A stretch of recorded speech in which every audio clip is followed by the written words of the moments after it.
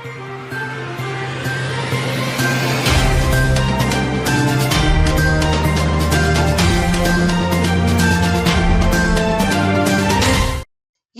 முக்கிய நிகழ்வுகள். புதுச்சேரியில் மழை, வெப்பம் தணிந்து குளிர்ச்சி நிலவியதால் மக்கள் மகிழ்ச்சி. பெண்ணிடம் தங்கச் செயின் பறித்த இருவர் வாகன சோதனையின் போது சிக்கினர். 13ஆம் தேதி முதல்வராக பதவியேற்கும் ரங்கசாமி. பாஜகவிற்கு 2 அமைச்சர், துணை சபாநாயகர் பதவி வழங்க ஒப்புதல் என தகவல்.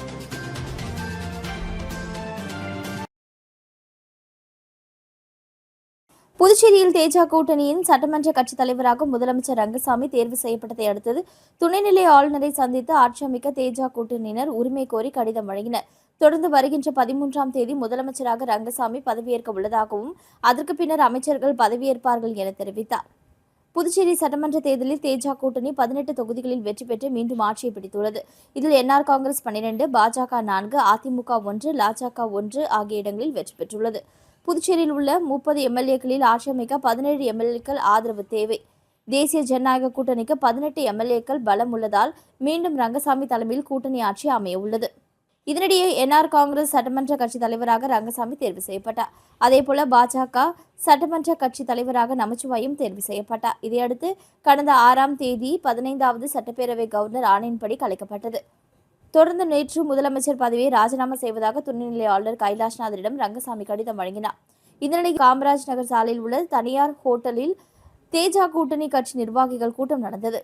முதலமைச்சர் ரங்கசாமி மற்றும் மத்திய அமைச்சர் மன்சுக் மாண்டவியா ஆகியோர் தலைமையில் நடந்த கூட்டத்தில் பாஜக மாநில தலைவர் ராமலிங்கம், புதிதாக தேர்வு செய்யப்பட்ட பாஜக, என்ஆர் காங்கிரஸ், லாஜக, அதிமுக என 18 சட்டமன்ற உறுப்பினர்கள், என்ஆர் காங்கிரஸ் பொதுச் செயலாளர் ஜெயபால், முன்னாள் அமைச்சர் லட்சுமி நாராயணன் மற்றும் என்ஆர் காங்கிரஸ், பாஜக நிர்வாகிகள் இதில் கலந்து கொண்டனர். இக்கூட்டத்தில் தேஜ கூட்டணியின் சட்டமன்ற கட்சித் தலைவராக முதலமைச்சர் ரங்கசாமி ஒருமனதாக தேர்வு செய்யப்பட்டார். மேலும் அதே தனியார் நட்சத்திர விடுதியில் முதலமைச்சர் ரங்கசாமியுடன் மத்திய அமைச்சர் மன்சுக் மாண்டவியா ஆலோசனை நடத்தினார். அதில் பாஜகவுக்கு சபாநாயகர், 2 அமைச்சர்கள் பதவி ஒதுக்க கோரி பேசியதாக தகவல் வெளியாகியுள்ளது. இக்கூட்டத்தை தொடர்ந்து தேஜ கூட்டணி தலைவர் ரங்கசாமி, கூட்டணி கட்சித் தலைவர்கள் மற்றும் சட்டமன்ற உறுப்பினர்கள் துணைநிலை ஆளுநர் மாளிகைக்கு சென்றனர். அங்கு துணைநிலை ஆளுநர் கைலாஷ்நாதனை சந்தித்து ஆட்சி அமைக்க உரிமை கோரி கடிதம் வழங்கினார். அந்த கடிதத்தை உடனே குடியரசுத் தலைவரின் ஒப்புதலுக்கு துணைநிலை ஆளுநர் அனுப்பி வைத்தார். தொடர்ந்து செய்தியாளர்களிடம் பேசிய முதலமைச்சர், ஆட்சி அமைக்க அழைக்க கோரி துணைநிலை ஆளுநரிடம் கடிதம் அளித்துள்ளோம். கடந்த ஆட்சியைப் போல் தேஜ கூட்டணி ஆட்சி இம்முறையும் தொடரும். வருகின்ற 13ஆம் தேதி தான் முதலமைச்சராக பதவியேற்க உள்ளதாகவும் அமைச்சரவை அமைத்த பின்னர் தெரிவிக்கப்படும் என தெரிவித்தார். முதலமைச்சரை தொடர்ந்து ஆளுநர் மாளிகையில் இருந்து வெளியே வந்த பாஜக மாநில தலைவர் ராமலிங்கம் செய்தியாளர்களிடம் பேசிய பொழுது, புதியதாக அமையவுள்ள தேஜ கூட்டணி அமைச்சரவையில் ஏற்கனவே இருந்த மாதிரியே சபாநாயகர், 2 அமைச்சர்கள் கேட்டு பேச்சுவார்த்தையில் உடன்பாடு ஏற்பட்டுள்ளதாக தெரிவித்தார். கோடை வெப்பத்தால் மக்கள் அவதிப்பட்டிருந்த நிலையில் தற்பொழுது புதுச்சேரியில் விடியற்காலை முதல் இடியுடன் கூடிய கனமழை பெய்து வருவதால் குளிர்ச்சியான சூழல் நிலவுவதால் பொதுமக்கள் மகிழ்ச்சி அடைந்துள்ளனர். கோடை காலத்தை முன்னிட்டு புதுச்சேரியில் கடந்த சில நாட்களாகவே வெப்பத்தின் தாக்கம் அதிகரித்திருந்தது. இதனிடையே கடந்த ஓரிரு நாட்களாக இரவு நேரங்களில் மற்றும் லேசான சாரல் மழை பெய்து வந்தது. இந்த நிலையில் குமரிக்கடல் பகுதியில் மேல் ஒரு வளிமண்டல சுழற்சி நிலவி வருவதால் தமிழகம், புதுச்சேரி மற்றும் காரைக்கால் பகுதிகளில் இடி மின்னலுடன் கூடிய லேசானது முதல் மிதமான மழை பெய்யக்கூடும் என சென்னை வானிலை ஆய்வு மையம் தெரிவித்திருந்தது. அதன்படி இன்று விடியற்காலை முதல் புதுச்சேரியில் இடியுடன் கூடிய மழை பெய்து வருகிறது. குறிப்பாக கடற்கரை சாலை, உப்பளம், ராஜ்பவன், முத்தியால்பேட்டை, நெல்லித்தோப்பு, உருளையன்பேட்டை உள்ளிட்ட அனைத்து நகர பகுதிகளிலும், அதேபோல திருக்கனூர், சோம்பட்டு, கன்னிக்கோவில், காலாப்பட்டு, வில்லியனூர், மதுக்கடிப்பட்டு உள்ளிட்ட அனைத்து கிராம பகுதிகளிலும் மழையானது தொடர்ந்து பெய்து வருகிறது. கடும் வெப்பத்தால் அவதிப்பட்டிருந்த மக்கள் தற்பொழுது இந்த மழையால் ஏற்பட்டுள்ள குளிர்ச்சியான சூழலால் மகிழ்ச்சி அடைந்துள்ளனர்.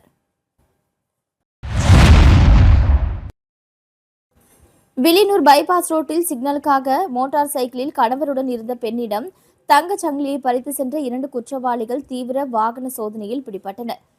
கடந்த ஒரு சில தினங்களுக்கு முன்பாக வில்லியனூர் பைபாஸ் சாலையில் சிக்னலில் இருசக்கர வாகனத்தில் இருந்த பெண்ணிடம் தங்கச் சங்கிலியை பறித்து சென்ற நபரை வில்லியனூர் போலீசார் சிசிடிவி காட்சியை வைத்து தீவிர விசாரணை மேற்கொண்டனர். மேற்கு காவல் கண்காணிப்பாளர் சுப்பிரமணியன் உத்தரவின் பேரில் பயிற்சி IPS அதிகாரி கதிரவன் மேற்பார்வையில் வில்லியனூர் காவல் நிலைய ஆய்வாளர் கலைச்செல்வன் மற்றும் உதவி ஆய்வாளர் திருமுருகன் தலைமையிலான போலீசார் தீவிர விசாரணை மேற்கொண்டு குற்றவாளியை தேடி வந்த நிலையில் கடந்த 2 நாட்களுக்கு முன்பு வில்லியனூர் புதுச்சேரி புதிய பைபாஸ் சாலை அருகே காவல் கண்காணிப்பாளர் குற்றப்பிரிவு காவலர்கள் ரங்கராஜ், ராஜரத்தினம், பிரபு, காவல் நிலைய குற்றப்பிரிவு காவலர்கள் சதீஷ் மற்றும் ஐயனார் ஆகியோர் தீவிர வாகன சோதனையில் ஈடுபட்டிருந்த பொழுது சந்தேகத்திற்கு இடமளிக்கும் வகையில் தங்கச் சங்கிலியை பறித்து சென்ற நபர் அதே சட்டையுடன் அடையாளம் கண்டு சந்தேகத்தின் அடிப்படையில் பிடிக்க சென்ற பொழுது இருசக்கர வாகனத்தை போட்டுவிட்டு தப்பி ஓட முயன்றார். அப்போது குற்றப்பிரிவு காவலர்கள் தப்பிக்க முயன்ற 2 பேரையும் அடக்கி பிடித்து குற்றவாளிகள் ஓட்டி வந்த இருசக்கர வாகனத்தையும் பறிமுதல் செய்து வில்லியனூர் காவல் நிலையத்தில் ஒப்படைத்தனர். பின்னர் தீவிர விசாரணையை மேற்கொண்டதில் தமிழக பகுதி ஆலங்குப்பம் கிராமத்தை சேர்ந்த அபினேஷ் என்பதும், இவர் மீது தமிழக பகுதியில் சுமார் 30க்கும் மேற்பட்ட பல்வேறு வழக்குகள் நிலுவையில் உள்ளதும், அவரது கூட்டாளியான திருபுவனை பகுதியைச் சேர்ந்த பாலாஜி என்பவர் மீது போக்சோ வழக்குகள் உள்ளிட்ட பல்வேறு வழக்குகள் புதுச்சேரி காவல் நிலையங்களில் நிலுவையில் உள்ளதும் தெரியவந்தது. இருவரும் சிறையில் இருந்தபொழுது நட்பு உறவை வைத்து கொண்டு பல்வேறு குற்ற சம்பவங்களில் ஈடுபட்டதும், குறிப்பாக வழிப்பறி சம்பவத்தில் சாதுரியமாக செயல்பட்டதும் தெரியவந்தது. பின்னர் தம்பதியிடமிருந்து பறித்து சென்ற தங்கச்சங்கிலியை ஒரு அடகு கடையில் வைத்து படம் பெற்ற அந்த பணத்தின் மூலமாக அபினேஷ் தாய்க்கு தங்க நகை வாங்கியதும் கஷ்டப்படாமல் சொகுசு வாழ்க்கை வாழ்வதற்கு வழிப்பறியில் ஈடுபட்டதாகவும் விசாரணையில் வாக்குமூலம் அளித்தார். மேலும் 2 குற்றவாளிகளும் ஓட்டி வந்த இருசக்கர வாகனம் செங்கல்பட்டு மாவட்டத்தில் திருடியதும் விசாரணையில் தெரியவந்தது. மேலும் கைது செய்யப்பட்ட 2 குற்றவாளிகள் மீது வழக்கு பதிவு செய்து மேஜிஸ்ட்ரேட் முன்னிலையில் ஆஜர்படுத்தி காலாப்பட்டு மத்திய சிறையில் அடைத்தனர்.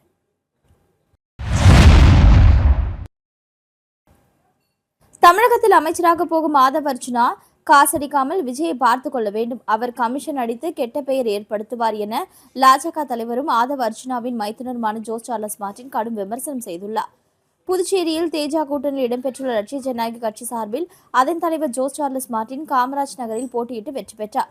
இவரது மைத்துனர் ஆதவ் அர்ஜுனா இவர் நடிகர் விஜயின் தமிழக வெற்றி கழக கட்சியின் சார்பில் வில்லிவாக்கம் தொகுதியில் தேர்தலில் போட்டியிட்டு வெற்றி பெற்றார். இதனிடையே தமிழகத்தில் தாவேகா ஆட்சி அமைக்க உள்ள நிலையில் ஆதவ் அர்ஜுனா அமைச்சராக பொறுப்பேற்க உள்ளார். இந்த நிலையில் இன்று புதுச்சேரியில் ஆட்சி அமைக்க கோரி ஆளுநரை தேஜா கூட்டணியினர் சந்தித்து மனு அளித்தனர். இதனைத் தொடர்ந்து துணைநிலை ஆளுநர் மாளிகை வெளியே வந்த ஜோஸ் சார்லஸ் மார்டின் செய்தியாளர்களிடம் பேசினார். அப்பொழுது அமைச்சரவையில் அங்கம் வகிக்க கோரிக்கை வைத்துள்ளதாகவும், தமிழகத்தில் விஜய்க்கு கிடைத்த வெற்றிக்கு வாழ்த்துக்கள் என்றும், இந்த தேர்தலில் யாரை அவர் போட்டியிட வைத்திருந்தாலும் ஜெயித்திருக்கிறார்கள். இது விஜய் என்ற தனிநபருக்கு கிடைத்த வெற்றி. இதில் அவர் மக்களுக்கு சேவை செய்து அவர்களின் வாழ்வாதாரத்தை உயர்த்த வேண்டும் என தெரிவித்தார்.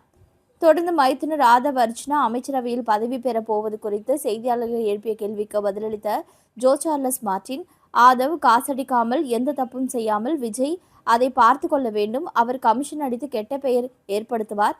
இது நாட்டிற்கும் நல்லதில்லை என தெரிவித்தார்.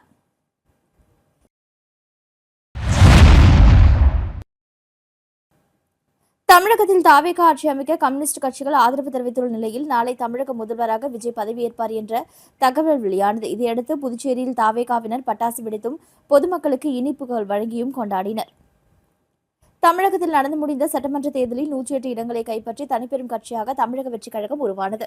ஆனால் ஆட்சி அமைக்க தேவையான மெஜாரிட்டி கிடைக்காததால் அக்கட்சியின் தலைவர் விஜய் தமிழக முதல்வராக பதவியேற்பதில் சிக்கல் நிலவியது. இதனையடுத்து திமுக கூட்டணியில் இருந்து காங்கிரஸ் அக்கூட்டணியில் விலகி தாவேகாவுடன் புதிய கூட்டணியை அமைத்தது. இதனையடுத்து காங்கிரஸில் வெற்றி பெற்ற 5 எம்எல்ஏக்களும் விஜய் ஆட்சி அமைக்க ஆதரவு தெரிவித்தனர். தொடர்ந்து பெரும்பான்மைக்கு இன்னும் 6 இடங்கள் தேவை என்ற நிலையில் இருந்த நிலையில் 2 கம்யூனிஸ்ட் கட்சிகளும் நிபந்தனையற்ற ஆதரவு அளித்ததன் பேரில் மேலும் விசிகாவும் தங்களது ஆதரவை தாவேகா அளிப்பதாக தகவல் வெளியான நிலையில் தங்களை ஆட்சி அமைக்க அழைக்குமாறு ஆளுநரை சந்தித்து விஜய் கடிதம் அளித்தார். இதனையடுத்து விஜய் சனிக்கிழமை தமிழகத்தின் முதலமைச்சராக பதவியேற்க உள்ளதாக தகவல்கள் வெளியானது. இதனையடுத்து தமிழகம் முழுவதும் உள்ள தாவேகாவினர் கொண்டாட்டத்தில் ஈடுபட்டனர். இதனிடையே புதுச்சேரியில் தாவேகாவினர் அண்ணா சிலை அருகே பட்டாசு வெடித்தும் பொதுமக்களுக்கு இனிப்புகள் வழங்கியும் விஜய் முதலமைச்சராக பதவியேற்பதை கொண்டாடினர்.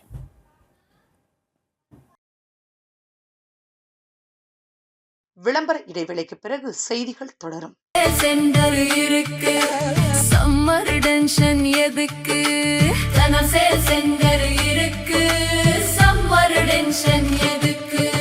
தனம்ல ஏசி வாங்கி சம்மரை சில் பண்ணுங்க. தனம் சேல் சென்டர், காமராஜ் சாலை, பாண்டிச்சேரி. செய்திகள் தொடர்கின்றன.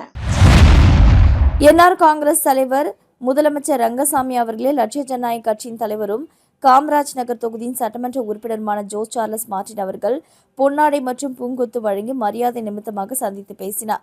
உடன் முதலியார்பேட்டை தொகுதியின் சட்டமன்ற உறுப்பினர் ஜான் குமாருடன் இருந்தார்.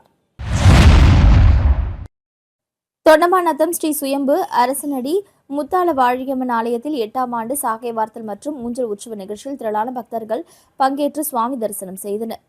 புதுச்சேரி மாநிலம் மூசூர் சட்டமன்ற தொகுதிக்குட்பட்ட தொண்டமாநத்தம் ஸ்ரீ சுயம்பு அரசனடி முத்தாலவாழியம்மன் ஆலயத்தில் 8ஆம் ஆண்டு சாகை வார்த்தல் திருவிழா நடைபெற்றது. மேலும் காலை அம்மனுக்கு சிறப்பு அபிஷேக ஆராதனையும் அதனைத் தொடர்ந்து மதியம் சாகை வார்த்தல் நிகழ்ச்சியும் அம்மனுக்கு தீப ஆராதனையும் காண்பிக்கப்பட்ட நிலையில் மதியம் விழாவில் கலந்து கொண்ட பக்தர்கள் அனைவருக்கும் அன்னதானம் வழங்கப்பட்டது. இதனைத் தொடர்ந்து இரவு அம்மனுக்கு கும்பம் சாதம் படைத்து பக்தர்களுக்கு பிரசாதமாக வழங்கப்பட்டது. மேலும் முக்கிய நிகழ்வாக இரவு அம்மன் ஊஞ்சல் உற்சவம் வெகு சிறப்பான முறையில் நடைபெற்றது. இதில் திரளான பக்தர்கள் கலந்து கொண்டு அம்மனை வழிபட்டு சென்றனர். மேலும் ஊஞ்சல் உற்சவத்தில் தாலாட்டு பாடி சுவாமி தரிசனம் செய்தனர். தொடர்ந்து பம்பை வாத்தியம் முழங்க அம்மனுக்கு தீபாராதனை காண்பிக்கப்பட்டது. நிகழ்ச்சிக்கான ஏற்பாட்டினை தொண்டமாநத்தம் கிராம பொதுமக்கள் மிக சிறப்பான முறையில் செய்திருந்தனர்.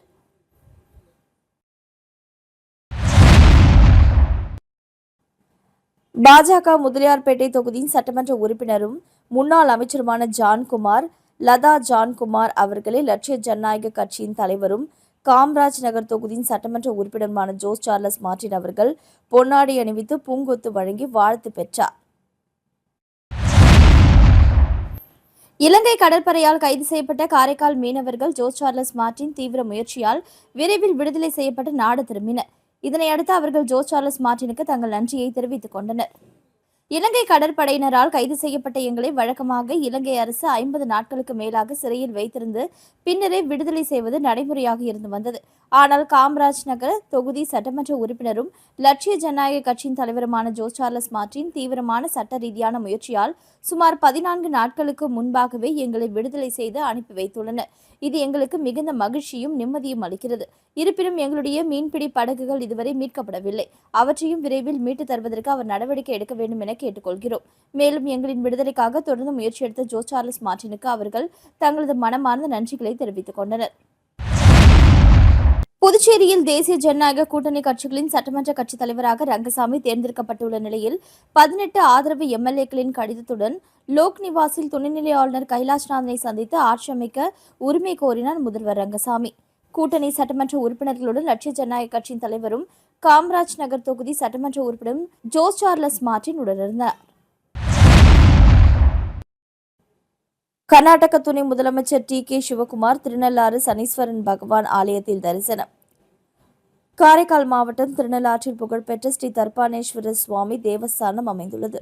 இங்கு சனீஸ்வர பகவான் தனி சந்நிதி கொண்டு அபயஹஸ்த முத்திரையுடன் அருள் பாலித்து வருகிறார். இக்கோவிலில் சனிக்கிழமை தோறும் ஏராளமான பக்தர்கள் வந்திருந்து நலன் குளத்தில் நீராடி சனீஸ்வர பகவானை தரிசனம் செய்து செல்கின்றனர். 2.5 ஆண்டுகளுக்கு ஒருமுறை நடைபெறும் சனிப்பெயர்ச்சி விழா இவ்வாலயத்தில் மிகவும் பிரசித்தி பெற்றதாகும். அப்பொழுது லட்சக்கணக்கான பக்தர்கள் திருநள்ளாற்றில் கூடி சனீஸ்வர பகவானை வழிபடுவது வழக்கம். இந்த நிலையில் இன்று கர்நாடக மாநில துணை முதலமைச்சர் டி.கே. சிவகுமார் திருநள்ளாறு ஸ்ரீ தர்பானேஸ்வரர் ஆலயத்தில் தரிசனத்திற்காக வந்திருந்தார். அவரை ஸ்வர்ண கணபதி சுப்பிரமணியர் ஸ்ரீ தர்பானேஸ்வரர் அதனைத் தொடர்ந்து மரகத லிங்கத்தை தரிசனம் செய்த பின்னர் ஸ்ரீ சனீஸ்வர பகவான் சன்னதிக்கு வந்து சனீஸ்வர பகவானை தரிசனம் செய்தார். அவருடன் மயிலாடுதுறை தொகுதி முன்னாள் எம்எல்ஏ ராஜ்குமார், காரைக்கால் மாவட்ட காங்கிரஸ் கட்சி பொறுப்பாளர்கள் உடன் கலந்து கொண்டனர். மீண்டும் இன்றைய முக்கிய நிகழ்வுகள். புதுச்சேரியில் மழை, வெப்பம் தணிந்து குளிர்ச்சி நிலவியதால் மக்கள் மகிழ்ச்சி. பெண்ணிடம் தங்கச் செயின் பறித்த இருவர் வாகன சோதனையின் போது சிக்கினர். 13ஆம் தேதி முதல்வராக பதவியேற்கும் ரங்கசாமி. பாஜகவிற்கு 2 அமைச்சர், துணை சபாநாயகர் பதவி வழங்க ஒப்புதல் என தகவல்.